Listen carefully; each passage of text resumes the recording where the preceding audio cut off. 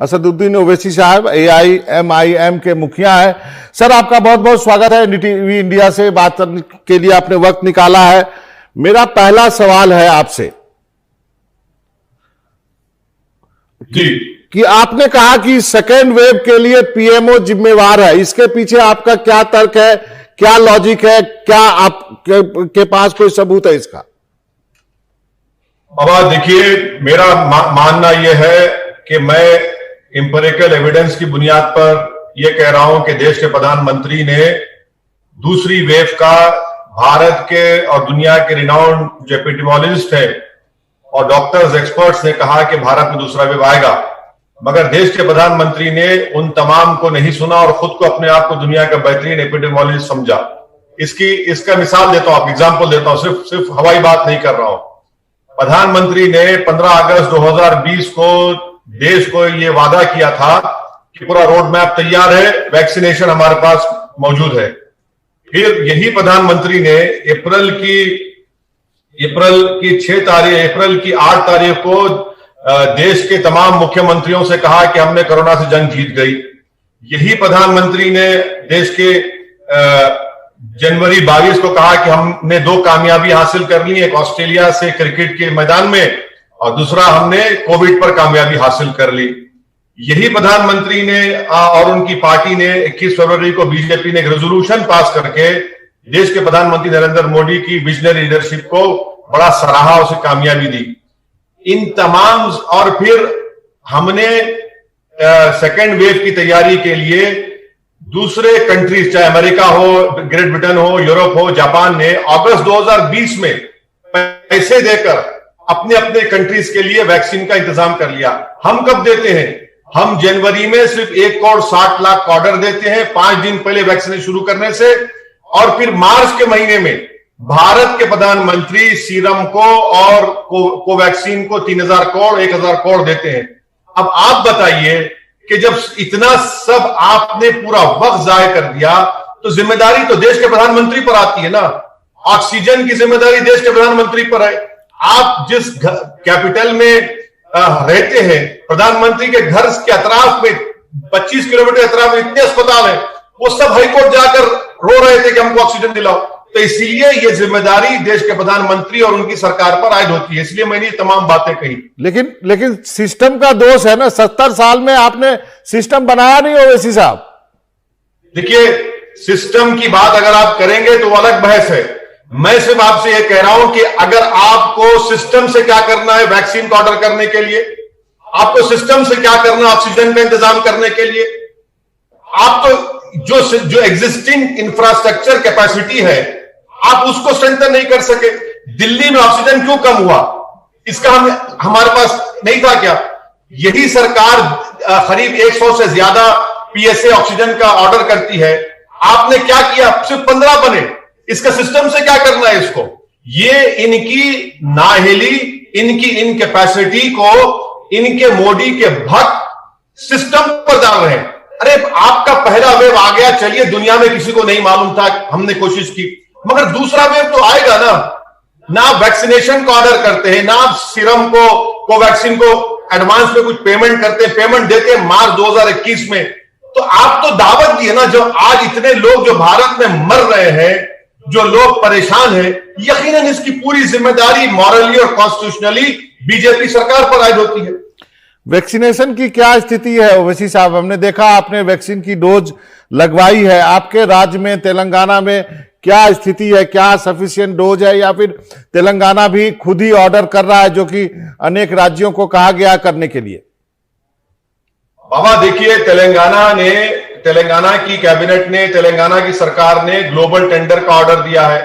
अभी तक तो हमको नहीं मालूम कि कितना ग्लोबल टेंडर में आगे बढ़े हैं, मगर मैं आपसे एक ही बात देश की जनता को बताना चाह रहा हूं कि 4.5 महीने में मोदी सरकार ने सिर्फ भारत की पॉपुलेशन के 3.2% लोगों को 2 डोसेस वैक्सीनेशन के मिले हैं, 4 करोड़ 30 लाख, और 1 डोज जिसको मिला है भारत की जनता को वो 16 करोड़ 55 लाख के करीब है। 4.5 महीने में हमने ये किया है। अब आप बताइए कि तीसरी वेव के लिए अगर खुदा ना खास्ता तीसरा वेव आता है, अगर आता है, ना आए, हम तो दुआ करें कभी ना आए, कोई वेव ना आए, तो हमने क्या तैयारी की है? 4.5 महीने में हमने सिर्फ भारत के 3.2% लोगों को दो डोज लगाया है। डोज तो है ही नहीं ना बाबा। पूरे स्टेट गवर्नमेंट पुकार रहे हैं कि हमारे पास वैक्सीनेशन नहीं है, डोज नहीं है, मगर सरकार देखिए, आज एक न्यूज मैंने देखा एनडीटीवी पर जिसमें कहा गया कि मोदी सरकार ने मॉडर्ना और फाइजर को इंडेमनिटी के साथ उनको इजाजत दी है।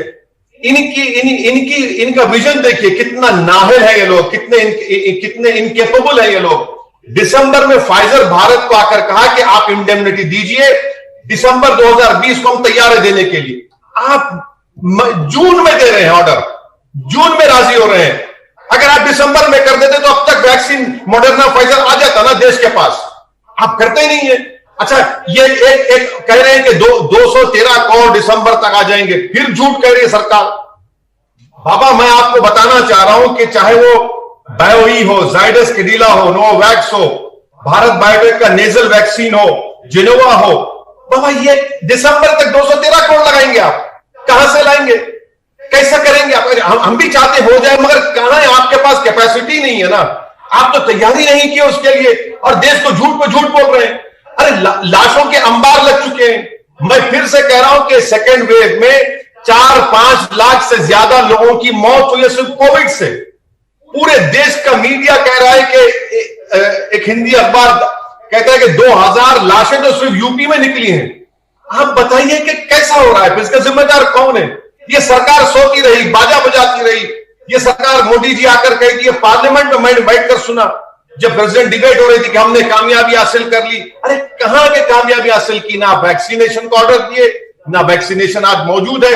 और सुप्रीम कोर्ट को बाबा मई में मोदी सरकार एफिडेविट के जरिए कहती है कि दिसंबर 2021 तक हम 75 करोड़ वैक्सीन को प्रोक्योर करेंगे, और पॉल साहब कहते हैं कि 213 करोड़। अरे भाई 213 करोड़ कहां से आने वाले हैं? आज हमारे बताएं तो सही, आप कितना भरोसा करेंगे इनकी बात का? लेकिन तो ये चीजें हैं जिस पर देश की जनता को बड़ी सीरियसली इनको सोचना पड़ेगा, इन तमाम चीजों को। लेकिन कुछ लोग ये भी तो कर रहे हैं ना, ओवैसी साहब की पॉजिटिविटी रखना चाहिए, इतना निगेटिविटी ठीक नहीं है।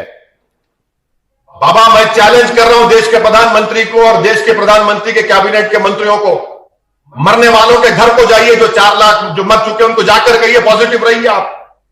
जो लोग अस्पतालों में ब्लैक फंगस की दवा उनको नहीं मिल रही, उसे जाकर कहिए पॉजिटिव रहिए आप। ये क्या मजाक उड़ा रहे हैं जो लोग मर चुके हैं कोविड से, जो बीमार पड़े, कैसा पॉजिटिव रहेंगे बताइए? आप और हम तो इंसान हैं, ऊपर वाले अल्लाह ने हमको जज्बात दिए। हम किसी की तकलीफ को देखकर रोना आता है, आंख में आंसू आते हैं, दिल जलता है, कलेजा जलता है, कौन सा पॉजिटिव रहेंगे? भारत में मैं जिम्मेदारी के साथ कह रहा हूं बाबा, भारत की 130 करोड़ जनता से अगर कोई जाकर पूछेगा कि बताओ भैया तुम्हारा कोई दोस्त ऐसा है जिसको जानने वालों की मृत्यु नहीं, मौत नहीं हुई या कोविड से बीमार नहीं पड़ा है, बोलेगा हाँ मैं जानता हूं। 130 करोड़ जनता से जाकर पूछेंगे, एक एक आदमी कहेगा कि हाँ मैं इसको जानता हूं, मैं शाम को जानता हूं, मैं राम को जानता हूं, मैं रहीम को जानता हूं, मैं प्रभुनाथ सिंह को जानता हूं। इन सब कहेंगे। ये हाल हो चुका है देश का जी। अभी भी देखिए बाबा, प्रधानमंत्री का डिस्कनेक्ट इतना है इस देश से, प्रधानमंत्री इतना डिस्कनेक्टेड है। वो कह रहे हैं कि गंगा के किनारे वीडियो है कि एक ऑर्गेनिक फार्मिंग हो रही है गंगा के पोल्यूशन को रोकने के लिए। कितना बड़ा डिस्कनेक्ट है प्रधानमंत्री का, मुझे अफसोस होता है। जो जमीन से नीचे से उठकर इस देश के बड़े ओहदे पर आ चुके हैं, वही गंगा में लाशें बह रही हैं, लाशें बह रही हैं।